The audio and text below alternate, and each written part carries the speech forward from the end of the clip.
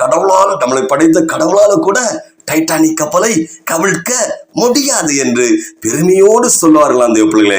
அப்படிப்பட்ட பிரம்மாண்டமான கப்பல் தன்னுடைய யாத்திரையை எப்படி கரையிலிருந்து தன்னுடைய யாத்திரையை துவங்கி 4 நாட்களில் 14ஆம் தேதி ஏப்ரல் மாதம் 1912 அன்று பனிப்பாறையில் மோதி, பெரிய பனிப்பாறையில் மோதி அட்லாண்டிக் பெருங்கடலில் மூழ்கியது. தேவப்பிள்ளை, ஆரம்பம் பயங்கரமான பிரம்மாண்டம் தான், ஆனால் முடிவு ஹல்லேலூயா பரிதாபம். இப்படிப்பட்டதல்ல நம்முடைய விசுவாச வாழ்க்கை.